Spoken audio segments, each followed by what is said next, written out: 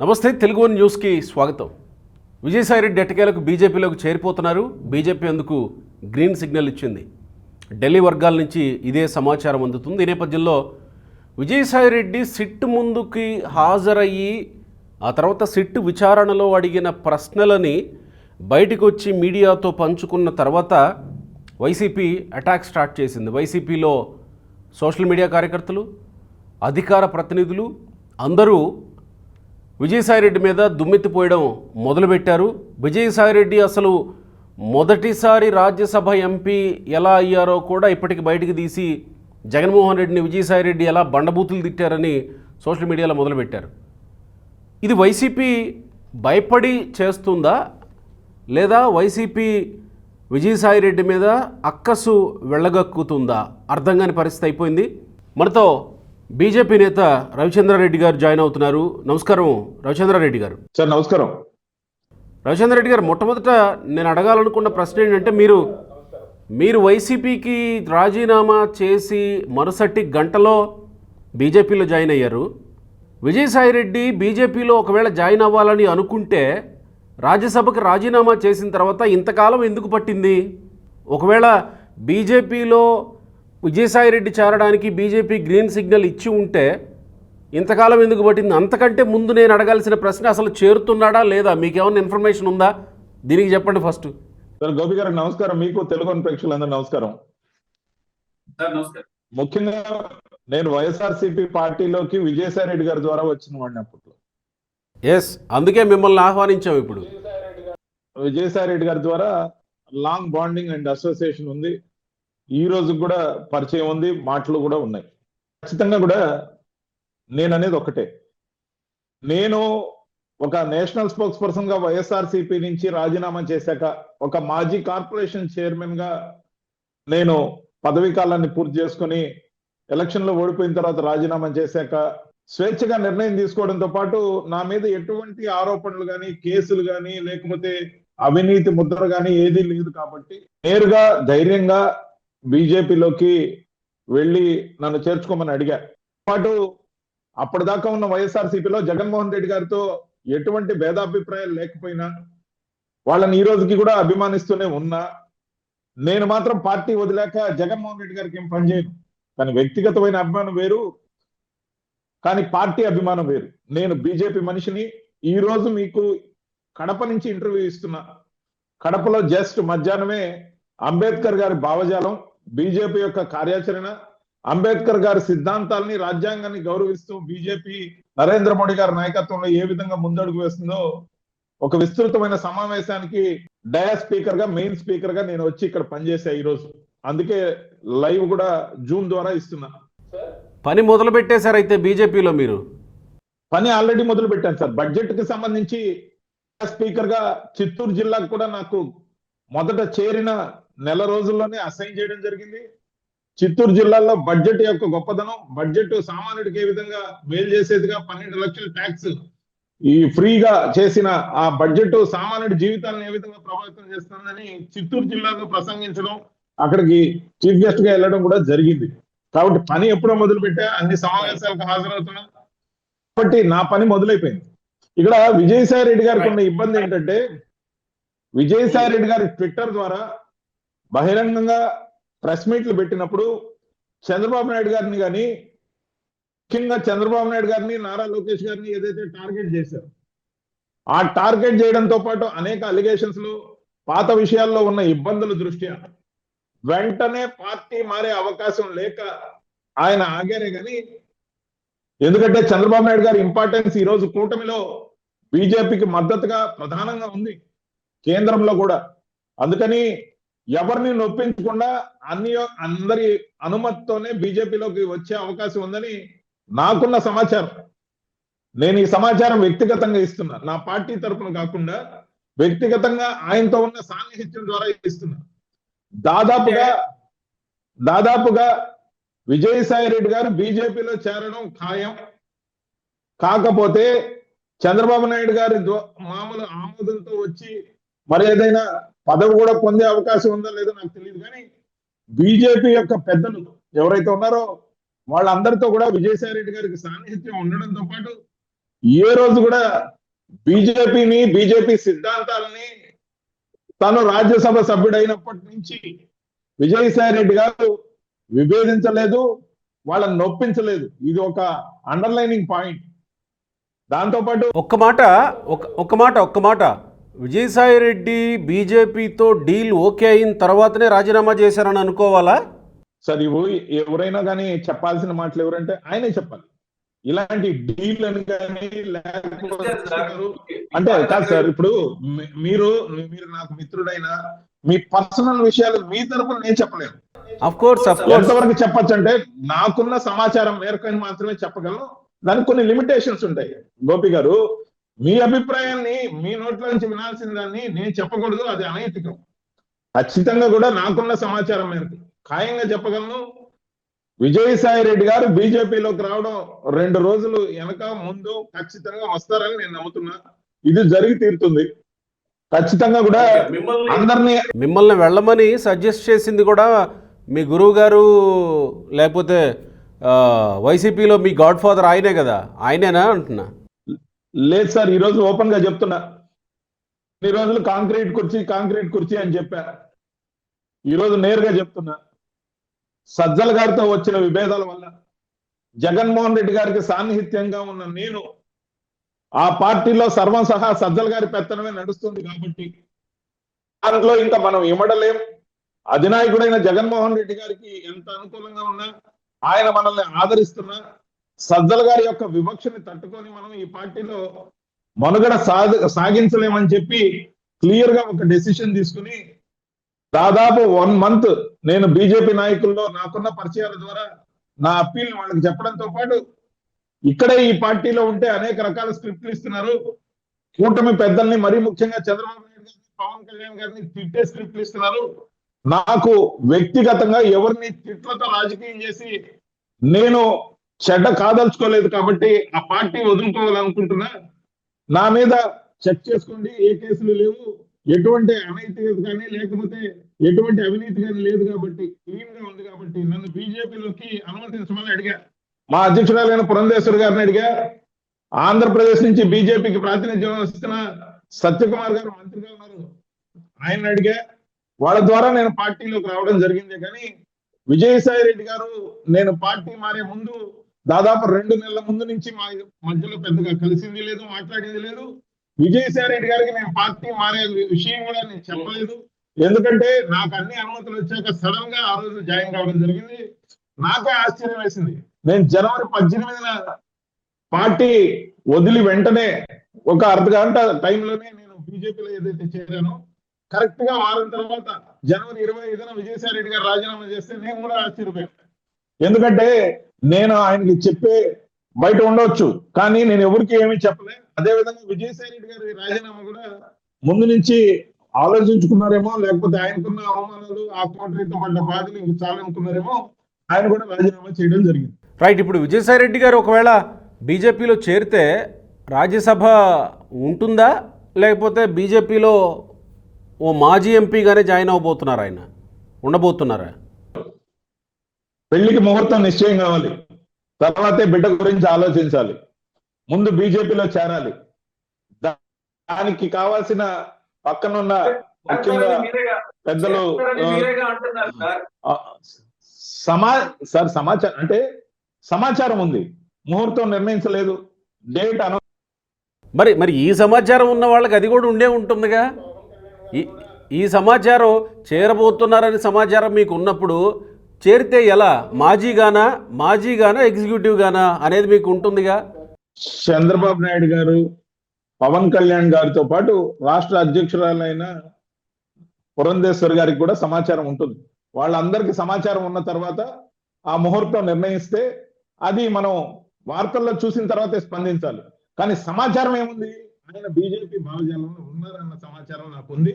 ఆయన ఏదైనా ఖచ్చితంగా బీజేపీలోకి వస్తారని సమాచారం మాత్రం నాకు. ముఖ్యంగా గోపి గారు, కొంతమంది యూట్యూబర్స్, ముఖ్యంగా గుండు సూది అనే అతను యూట్యూబ్ నడుపుతున్న శ్రీనివాసరావు చాలా యంగ్ పర్సన్, చాలా డైనమిక్ గా వీడియోలు చేస్తున్నాడు, అందరి గురించి మంచి వీడియోలు చేస్తున్నాడు, ప్రభుత్వానికి వ్యతిరేకంగా చేసిన నిర్మాణాత్మకమైన విమర్శలు చేస్తున్నాడు, అన్ని చేస్తున్నాడు. కానీ నిన్న సాయి రెడ్డి గారిని ఉద్దేశించి వ్యవసాయం చేసుకుంటానని చెప్పిన ఆయన తిరిగి రాజకీయాల్లో రావాల్సిన అవసరం ఏముంది, ఆయన్ని చీకొట్టండి అని చెప్పి తమ ఏదైతే చేశాడో దీని మీద నేను తీవ్రమైన అభ్యంతరాన్ని వ్యక్తం చేస్తున్నాను. అది మీరు పర్సనల్ గా చేసుకోండి, మా ఛానల్లో ఎందుకులే కానీ అది మీరు ఏదైనా పర్సనల్ గా చేసుకోండి. అలా కాదు, ఒక ఛానల్ గురించి మా ఛానల్లో ఎందుకు రవిచంద్ర రెడ్డి గారు?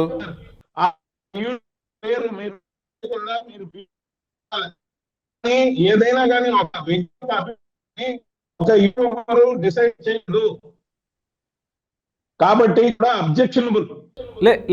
నేనేమంటున్నా, మీరు పర్సనల్గా చేస్తే చేయండి, మా ఛానల్లో ఎందుకులేండి. మనం విషయంలోకి వెళ్దాం, విజయసాయిరెడ్డి విషయంలోకి వెళ్దాం. విజయసాయిరెడ్డి బీజేపీలో చేరితే పోషించబోయే పాత్ర మీదే ఇప్పుడు చర్చ.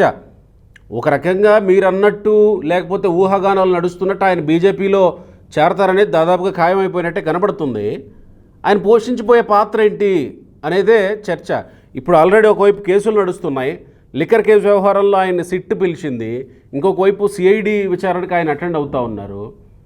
వీటిలో ఆయన పోషించబోయే పాత్ర ఏంటి? ఇప్పుడు ఆయన సిట్ విచారణ తర్వాత బయటకు వచ్చి చెప్తున్న పేర్లు వివరాలు ఇలానే బీజేపీలో చేరిన తర్వాత కూడా వ్యవహరిస్తారా అని వైసీపీ వాళ్ళు ఏమన్నా భయపడుతున్నట్టే ఉంది కదా. సోషల్ మీడియాలో ఆయన మీద ఏకపక్షంగా దాడి మొదలైంది. గోపి గారు, కేసులు ఉన్న వాళ్ళు రాజకీయాలు చేయకూడదని, రాజ్యాంగబద్ధమైన పదవుల్లో ఉండకూడదని, ముఖ్యంగా ఎటువంటి కేసులు లేకుంటేనే రాజకీయాల్లో పోటీ చేయాలని నిబంధన ఉంటే ఈ రోజు ఉన్న రాజకీయ నాయకుల్లో 70% నుంచి 80% అది లేదుగా. అది లేకపోవటం వల్లేగా ఇలాంటి వాళ్ళు ఇలా విచ్చలవిడయ్యారు. ఇలాంటి వాళ్ళని ఆయన ఉద్దేశించి అనద్దండి గోపి గారు. చాలా మంది ఉన్నారు, ఇర్రెస్పెక్టివ్ ఆఫ్ ఎనీ పార్టీ. నేను ఒక్క విజయసాయిరెడ్డి గారి గురించి అనట్లేదు, ఇలాంటి వాళ్ళు అని అంటే ఎంతమందిని చూడట్లేదు మనం. పార్లమెంట్లో 40% మంది క్రిమినల్ కేసులు ఉన్న వాళ్ళు ఉన్నారు సార్. పార్లమెంట్లో ఇప్పుడున్న ఎంపీలు క్రిమినల్ కేసులు, బెయిల్ మీద ఉన్న వాళ్ళు ఉన్నారు, బెయిల్ పైన ఉన్న వాళ్ళు ముఖ్యమంత్రులు అవుతున్నారు. సార్ నేను అనేది ముఖ్యంగా కేసులకి దానికి సంబంధం లేదని రాజ్యాంగం వాళ్ళు ఆ పదవుల్లోకి వస్తున్నారు కాబట్టి దానికేం పెద్ద అబ్జెక్షన్ ఉండాల్సిన అవసరం లేదని నా అభిప్రాయం. నేనేమంటున్నానంటే ఇప్పుడు ఆయన పోషించబోయే పాత్ర ఏంటి అంటే జగన్మోహన్ రెడ్డిని ఎదుర్కోవడానికో లేకపోతే వైసీపీ పార్టీ మీద ఇలాంటి అలిగేషన్స్ వస్తున్నాయి కాబట్టి విజయసాయిరెడ్డిని బీజేపీలోకి తీసుకొని జగన్మోహన్ రెడ్డినో లేకపోతే వైసీపీ పార్టీనో ఇంకేదో చేయటానికి కూటమి ప్రభుత్వం ప్రయత్నిస్తుంది అనే వర్షన్ వైసీపీ నుంచి వినపడుతుంది. సార్ వైసీపీ నుంచి వినపడుతుందని, వైసీపీ నుంచి కొందరు విమర్శిస్తున్నారని, అప్పుడే విమర్శలు మొదలయ్యాయని ఏదైతే అంటున్నారో దాకా పార్టీ కోసం పడ్డ కష్టం కానీ దానికి ఇచ్చిన ప్రతిఫలం ఉండొచ్చు. ప్రతిఫలం ఎవరికి రాదు కదా. ఖచ్చితంగా కూడా రాజ్యసభ 2 సార్లు ఇచ్చి ఉండవచ్చు. అంత మాత్రం చేత మామూలుగా ఆయన మొన్న రాజీనామా చేసేటప్పుడు ఒకటి మాట అన్నారు, ఇంకా మరి మీరు కలిసి లేకుండా విడిపోతున్నారు, 3 దశాబ్దాల నుంచి 4 దశాబ్దాలు సాన్నిహిత్యం అన్నారంటే జీవితం అంతా కలిసి ఉంటామని ప్రమాణాలు చేసిన భార్యాభర్తలే విడిపోతున్నారు, నాకు అవమానాలు జరిగాయి, నేను విడిపోతున్నా అని చెప్పాను ఆయన. ముఖ్యంగా అనేక పదవులు వైఎస్ఆర్సీపీ ఇచ్చింది, ఆంధ్రప్రదేశ్ ప్రత్యేక ప్రతినిధిగా కానిచ్చింది, రాజ్యసభ లోక్సభకి ఉమ్మడిగా ఫ్లోర్ లీడర్ ఇచ్చింది, రాజ్యసభకి ఫ్లోర్ లీడర్ ఇచ్చింది, ఆయన ప్యానల్ స్పీకర్ గా కూడా ఉన్నారు. నేను అనేది అప్పుడు లేని అన్ని పదవులు ఇచ్చినప్పుడు లేని కేసుల గురించి, అన్ని పదవులు ఆయన నిర్వహించినప్పుడు లేని వాటి గురించి, ఇప్పుడు కేసులు అడ్డం, పార్టీలో చేరకూడదు, లేకపోతే పార్టీలో చేరినాక ఏ బాధ్యత తీసుకోకూడదు, ఇవన్నీ ఒగదిగిన తర్వాత మాత్రం రావాలని చెప్పి ఆరోపణలు చేయడం అనైతికం. మరి ఇప్పుడు మీకు తెలిసి విజయసాయిరెడ్డిని అడ్డం పెట్టుకొని ఈ కేసుల్లో ఏమన్నా జగన్మోహన్ రెడ్డిని టార్గెట్ చేస్తుందేమోనని కదా ఇప్పుడు వాళ్ళు భయపడుతున్నది. ఇప్పుడు విజయసాయిరెడ్డి బీజేపీలోకి వెళితే ఈ కేసుల్లో ఒకవేళ ఏదన్నా కదలిక లేకపోయినా ఆయన ఏటూగా ఉన్న కేసుల్లో కొంత పక్కన పెట్టేసిన ఆ కేసులో ఒకవేళ విజయసాయిరెడ్డి సేఫ్ అయితే జగన్మోహన్ రెడ్డి కూడా సేఫ్ అయినట్టే కదా ఈ కేసుల్లో. ఆ లాజిక్ ఏమన్నా వైసీపీ మర్చిపోతున్నట్టు అనిపిస్తుందా? సార్ జగన్మోహన్ రెడ్డి గారి కేసులు గతంలో ఏవైతే ఉన్నాయో వాటి గురించి కొన్ని మాటలు చెప్పాలి. 13 ఛార్జ్ షీట్లు వేశారు సార్ అప్పుడు. అవును, 11లో క్వాష్ పిటిషన్ వేసి 5-6 ఏళ్ళు అవుతుంది, కానీ ఏవి కూడా కంప్లీట్ కాలే. కానీ మీరు గమనించాల్సింది ఒకటి ఉంది. జగన్మోహన్ రెడ్డి గారి మీద ఉన్న ఆరోపణలన్నీ క్విడ్ ప్రోకో ఆరోపణలు. క్విడ్ ప్రోకో ఆరోపణలు ఎవరి ద్వారా లాభం పొందాడు అప్పటి ప్రభుత్వాన్ని ఉద్దేశించి అవి పెట్టిన కేసులు. నేను ఒక లాయర్ లాగా మాట్లాడతాను కాకుండా లాజిక్ చూడండి. ఆ రోజున కొంతమంది ఇండస్ట్రియలిస్టులు పెట్టుబడి పెట్టారని, కొంతమంది మంత్రుల ద్వారా లాభపడ్డారని, కొంతమంది ఐఏఎస్లు సహకరించారని, ఏవైతే ఆరోపణలతో క్విడ్ ప్రోకోని ఎదుర్కొని అన్ని ఛార్జ్ షీట్లకి ఆయన ఇబ్బంది పడ్డాడో వాళ్ళకి సంబంధించి ముఖ్యంగా ఆ సదరు ఐఏఎస్లు కానీ, అప్పటి మంత్రులు కానీ, అప్పుడు ఇండస్ట్రియలిస్టులు కానీ అందరూ కూడా క్లీన్ చిట్ తో బయట వచ్చేసారు. క్లీన్ చిట్ తో బయట రాని వ్యక్తులు ఎవరైనా ఉన్నారంటే జగన్మోహన్ రెడ్డి గారు, విజయసాయి రెడ్డి గారు. దాన్ని బట్టి మీరు అర్థం చేసుకోవాల్సింది ఏంటంటే వాటిల్లో ఎటువంటి ప్రగతి ఉండకపోవచ్చు, వాటిని కొట్టేయవచ్చని నా నమ్మకం. ఎందుకంటే లా తెలిసిన వాడిగా నాకు కూడా లా మీద ఉన్న పరిజ్ఞానంతో చెప్తున్నా. ఎప్పుడైతే ఎవరితో అయితే లాభపడ్డామని ఆరోపణలు వచ్చాయో ఆ 3 సెక్టర్లు, అటు ఇండస్ట్రియలిస్టులు, ఇటు రాజకీయ నాయకులు అంటే మంత్రులు, అటు ఐఏఎస్లు, ముగ్గురికి 3 వింగ్స్ లో కూడా క్లీన్ చిట్ ఇవ్వడం జరిగింది. కాబట్టి ఆ కేసుల వల్ల వచ్చే ప్రమాదం లేదు. అంతేకాకుండా విజయసాయి రెడ్డి గారిని జగన్మోహన్ రెడ్డి గారికి ప్రయోగించడం కోసం కాకుండా నిజంగా ఇంకా తన ఓపిక ఉంది, సత్తువ ఉంది, వయసు కూడా ఇంకొక 7-8 ఏళ్ళు, కనీసం ఇంకో 75 సంవత్సరాల వరకు కూడా రాజకీయం చేయొచ్చు. ఇంకా కూడా హెల్త్ బాగుంటే, ఫిట్ గా ఉంటే, ఆయన ఫిట్నెస్ మెయింటైన్ చేసే వ్యక్తి కాబట్టి ఇంకా రాజకీయం చేయొచ్చు. ఆ కోణంలో ఒకవేళ బీజేపీలోకి పార్టీకి కూడా ఉపయోగమైన ఒక్క నెల రోజుల ముందు మళ్ళీ రాబోయేది జగన్మోహన్ రెడ్డి 2.0 ప్రభుత్వమే, అప్పటి వరకు చంద్రబాబు ఉంటే, బ్రతికుంటే ఖచ్చితంగా జైల్లో పెడతాం అని మాట్లాడిన విజయసాయి రెడ్డి ఒక నెల రోజుల తర్వాత రాజీనామా చేసేసి ఓ 2 నెలల తర్వాత కూటమిలో భాగస్వామ్య పక్షంలో చేరతామని అంటే ఇప్పుడు మరి మిగతా కూటమి పక్షాలు ఒప్పుకుంటాయా, ఒప్పుకోవాల్సిందేనా? రాజకీయాల్లో అగ్రెసివ్ గా మాట్లాడడం ఎంత గొప్ప అన్నీ తిప్పలు కూడా తెచ్చిపెడతాయి. దానికి మీరు చెప్పిందే మంచి ఉదాహరణ. మీరు గమనించండి, చంద్రబాబు నాయుడు గారు మోడీ గారిని విమర్శించారు, మోడీ గారు చంద్రబాబు నాయుడు గారిని విమర్శించారు. పవన్ కళ్యాణ్ గారు చంద్రబాబు నాయుడు గారిని, లోకేష్ ని విమర్శించారు. లోకేష్ గారు చంద్రబాబు నాయుడు గారు కూడా పవన్ కళ్యాణ్ విమర్శించారు. అందరం కూటమిగా పోటీ చేయలేదా సార్? మొన్న గెలవలేదా? కాబట్టి రాజకీయాల్లో ఆరోపణలు, ప్రత్యారోపణలు, అగ్రెసివ్నెస్ ఏదైతే ఉంటుందో ఆ సమయానికి సందర్భాన్ని బట్టి కొంత అగ్రెషన్ ఏదైతే ఉంటుందో కొన్ని తిప్పలు తెచ్చే మాట వాస్తవం.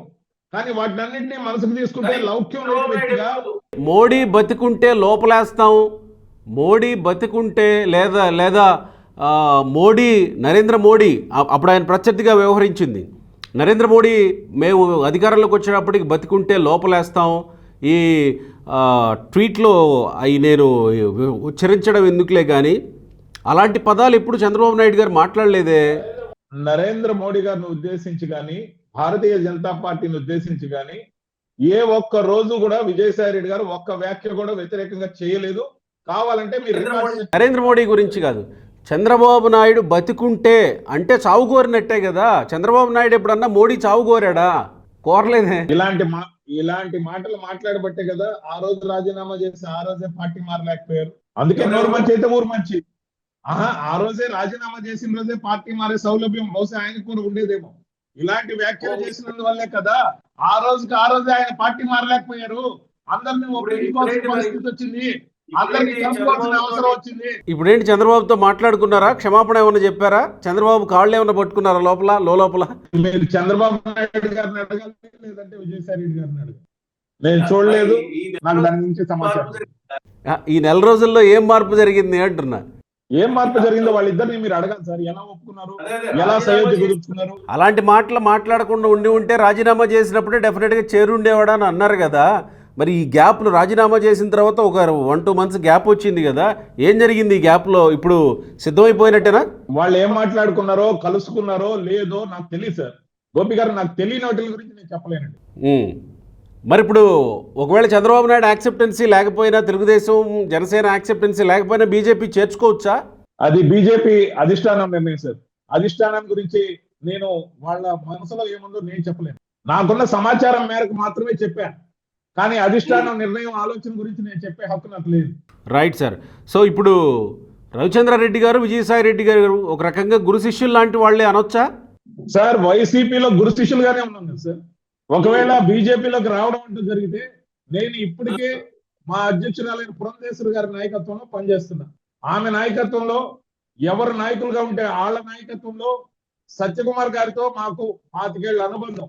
కాబట్టి వారితో కలిసి ట్రావెల్ చేస్తూ బీజేపీలోకి విజయసాయి రెడ్డి గారు వస్తే ఆయనకి ఇచ్చిన బాధ్యత ప్రకారం, నాకు నిర్దేశించిన పని ప్రకారం మిగతా అందరు నాయకుల్లాగే కిరణ్ కుమార్ రెడ్డి గారు ఉన్నారు, సోమవీర్రాజు గారు ఉన్నారు, లేకపోతే అనేక మంది ఉన్నారు, మాధవ్ గారు ఉన్నారు, ఆదినారాయణ రెడ్డి గారు ఉన్నారు, లేకపోతే సుజనా చౌదరి గారు ఉన్నారు, సీఎం రమేష్ గారు ఉన్నారు. ఎవరు ఏ పని చెప్పినా చేయడమే మా పని. బీజేపీ సిద్ధాంతాన్ని, బీజేపీ జెండాని భుజాన వేసుకుని పార్టీ కోసం నిబద్ధతతో నిలబడుతూ నాకు ఇచ్చిన అసైన్మెంట్ ని సమర్థవంతంగా నిర్వర్తించడమే నా బాధ్యత. రైట్.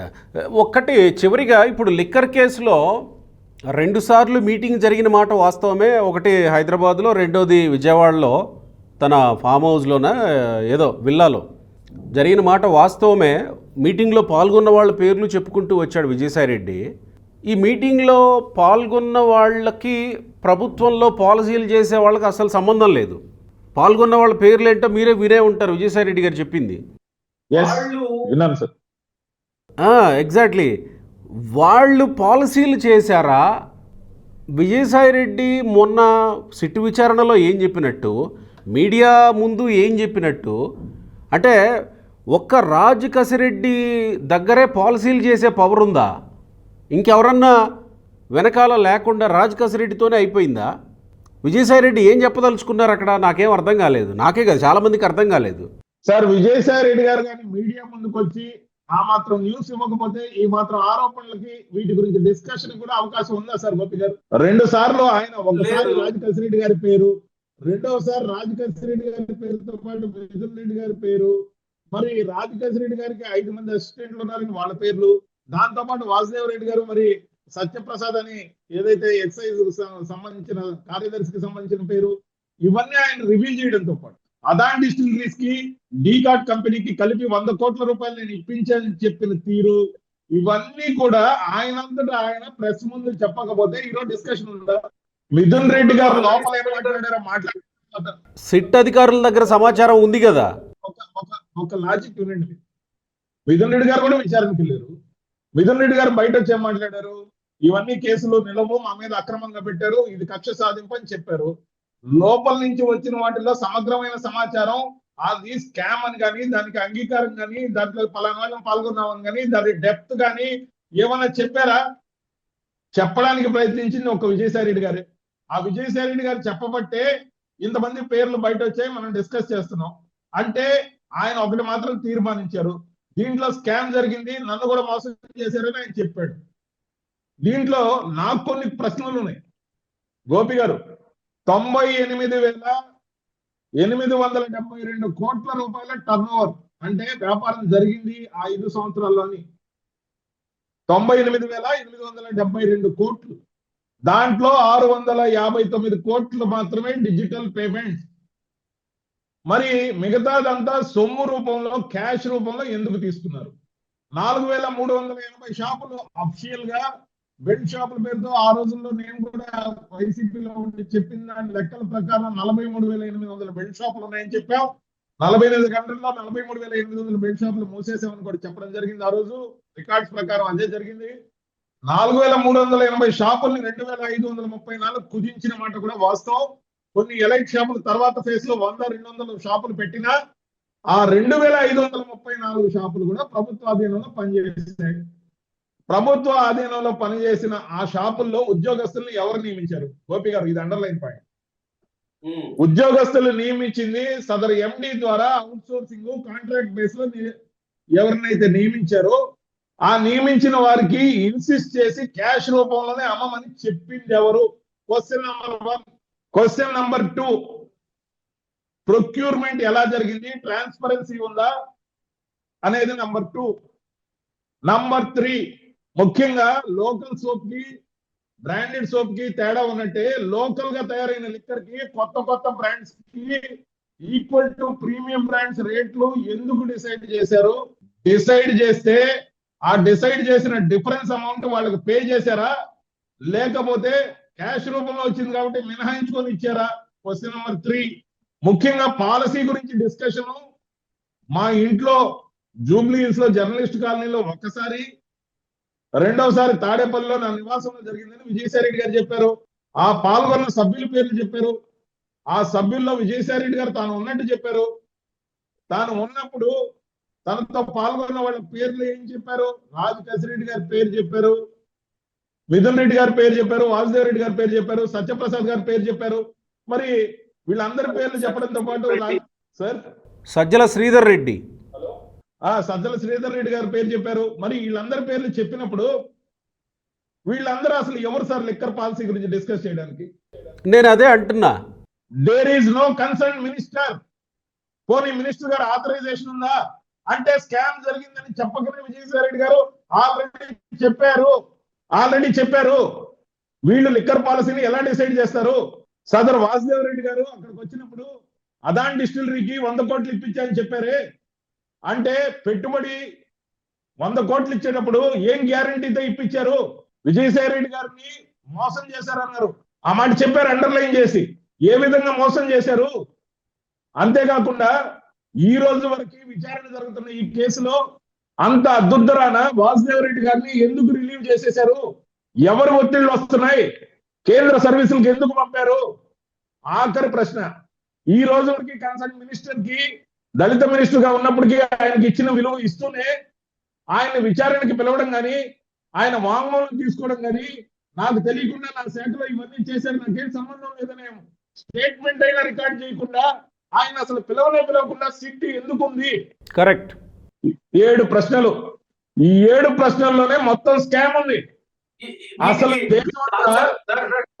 ఒక్క నిమిషం రవిచంద్ర రెడ్డి గారు, వీటికి ఆన్సర్ చేయాల్సింది కూడా రవిచంద్ర రెడ్డి గారు చేయొచ్చు, తెలిసిన వ్యక్తులుగా విజయసాయి రెడ్డి గారు చేయొచ్చు. కానీ రవిచంద్ర రెడ్డి గారు ప్రతిసారి ప్రశ్నల్ని వదిలేసి వెళ్ళిపోతున్నారు. రవిచంద్ర రెడ్డి గారు తప్పించుకుంటున్నారు. రవిచంద్ర రెడ్డి గారికి తెలిసినప్పటికీ 7 ప్రశ్నలు నేను సంధించాను. 7 ప్రశ్నలకి ఆన్సర్లు సిట్ రాబట్టాలి. వెంటనే నారాయణ స్వామి గారిని కూడా విచారణకి పిలిచి స్టేట్మెంట్ అయినా రికార్డింగ్ చేయాలి, గౌరవంగానే చేయాలి. ఏం సార్ తప్పేం సార్? సంబంధించిన శాఖ మంత్రికి తెలియకుండా చేశారని స్టేట్మెంట్ ఇస్తే that is a big crime. Definite గా. ఇప్పుడు బాలినేని శ్రీనివాసరెడ్డి చాలు సార్, దాదాపు 1,00,000 కోట్ల రూపాయల సార్ గోపి గారు, బాలినేని శ్రీనివాసరెడ్డి చెప్పింది కూడా అప్పుడు విద్యుత్ శాఖ మంత్రిగా నేనుంటే సెకీతో ఒప్పందాల ప్రకారం అర్ధరాత్రి నన్ను లేపి సంతకం పెట్టమన్నారు, నేను పెట్టనన్నాను, వాళ్ళే చేసేసుకున్నారని చెప్పారు కదా. అలా కూడా ఏమన్నా జరిగి ఉండొచ్చాము. పోనీ అదన్నా నారాయణ స్వామిని అడగాలి కదా. ఆ రోజు కూడా విలేకరులు క్వశ్చన్ చేస్తే బాలినేని శ్రీనివాసరెడ్డి గారు చెప్పారు కానీ విచారణ సంస్థకి చెప్పలా. కానీ ఈ రోజు కూడా నారాయణ స్వామి గారి నుంచి ఒక్క మాట కూడా బయట రాలా. ఇవ్వాల్సినంత గౌరవం ఇస్తూనే ఈ క్వశ్చన్స్ అడగాల్సిన అవసరం ఖచ్చితంగా ఉంది. అంతేకాదు, అంత అద్భుత రామదేవ్ రెడ్డి గారిని ఏమన్నా ప్రెజర్స్ వచ్చి రిలీవ్ చేశారా లేదా అనేది కూడా ఆత్మ పరిశీలన చేసుకోవాల్సిన అవసరం ఉంది. ఇక్కడ ఓవరాల్గా ఈ ఇష్యూలో జగన్మోహన్ రెడ్డిని నర్మగర్భంగా పేరు చెప్పకుండానే విజయసాయి రెడ్డి లేదా జగన్మోహన్ రెడ్డిని ఇన్ ద సెన్స్ ఆయన టీంనో లేకపోతే కోటరీనో వీళ్ళందరినీ విజయసాయి రెడ్డి నర్మగర్భంగా ఇరికించాడా, లేదు కర్తకర్మక్రియ రాజ్ కసిరెడ్డి అని చెప్పి రాజ్ కసిరెడ్డిని ఒక్కడిని ముందు పెట్టి వెనక వాళ్ళని తప్పించేశాడా? అర్థం కావట్లేదు సార్, మీరు ఏమన్నా కొంచెం క్లారిటీ ఇవ్వండి. సార్ 100 కోట్ల స్కామ్ జరిగిందని సిట్టింగ్ డిప్యూటీ సీఎం ని ముందు అరెస్ట్ చేసి, ముందు ఒక మంత్రిని అరెస్ట్ చేసి బెయిల్ ఇవ్వకుండా దాదాపు 1 సంవత్సరం రోజులు జైల్లో పెట్టి, తర్వాత సాక్షాత్ ముఖ్యమంత్రిగా ఉన్న అరవింద్ కేజ్రీవాల్ గారిని జైలుకి పట్టుకెళ్లారు. 100 కోట్ల స్కామ్. మాజీ ముఖ్యమంత్రి గారి తనయురాల్ని, మాగుంట శ్రీనివాసరెడ్డి గారి తనయుడిని, అలాగే శరత్ చంద్రారెడ్డి గారిని, ముఖ్యమంత్రి తనయురాలు కాదు మాజీ ఎంపీ శరత్ చంద్రారెడ్డి గారిని ఇంతమందిని అరెస్ట్ చేస్తే వాళ్ళలో ఎక్కువ మంది అప్రూవర్లు అయ్యారు సార్, మీరు గమనించండి. మరి అంతమందిని 100 కోట్ల కోసం, కేవలం 100 కోట్ల స్కామ్ జరిగిందన్న ఆరోపణని, లిక్కర్ పాలసీ తీసుకున్న దాని గురించే సార్, లిక్కర్ సేల్స్ గురించి కాదు, టర్నోవర్ గురించి కాదు, క్యాష్ గురించి కాదు, దానిలో జరిగిన అపరిమితమైన అధికారాలతో నియమించిన వ్యక్తుల గురించి కాదు, ఎండి గారు ప్రొక్యూర్ చేసిన తీరు గురించి కాదు. దాంతో పోల్చుకుంటే ఇది 100 రెట్లు ఇంకా ఎక్కువ ఉండొచ్చు బహుశా. 100 రెట్లు కూడా కాదు, 1000 రెట్లు. ఇరికించాడా తప్పించాడా? సార్ ఇరికించడం ఏంటి సార్? ఆయన ఏదైనా చెప్పాలనుకున్నా చెప్తే ఇరికించారంటారు, చెప్పకూడదని దాచేస్తున్నారు, కాపాడేస్తున్నారు అంటారు. విచారణ సంస్థలు సార్, విజయసాయిరెడ్డి మంచి పని చేశాడా లేదా వాళ్ళని తప్పిస్తున్నాడా?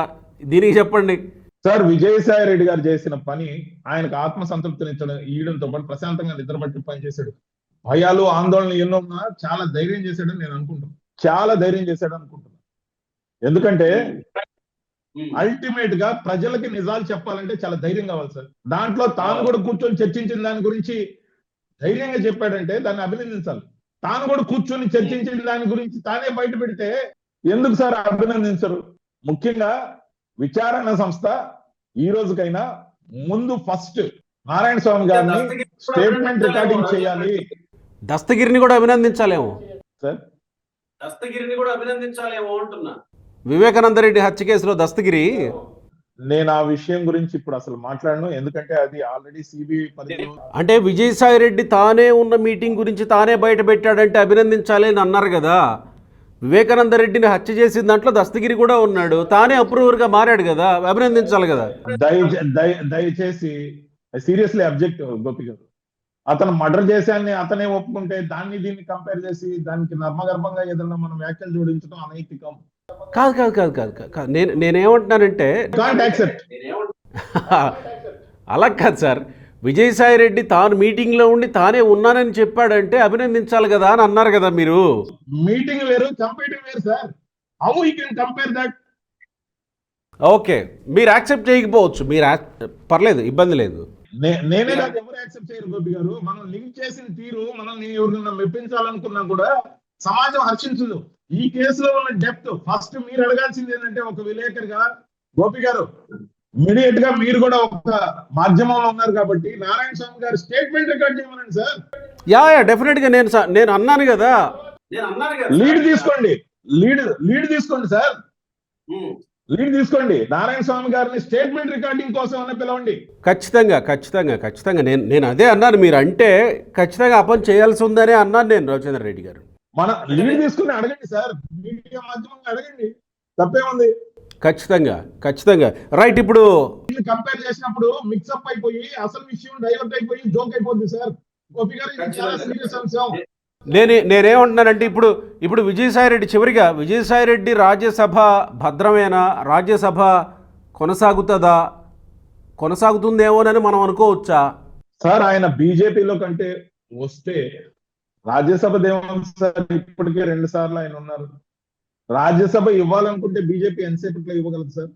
ఈరోజు 16 రాష్ట్రాల్లో నేరుగా అధికారంలో ఉంది, మరో 6 రాష్ట్రాల్లో కూటమి పార్టీలతో అధికారంలో ఉంది. బీజేపీకి ఆయన సర్వీసెస్ కావాలని వాళ్ళు భావిస్తే రాజ్యసభదే ఉంది సార్. వాళ్ళు ఆదేశిస్తే ఏ రాష్ట్రం నుంచి అయినా రాజ్యసభ రావచ్చు. పెద్ద విషయమా సార్?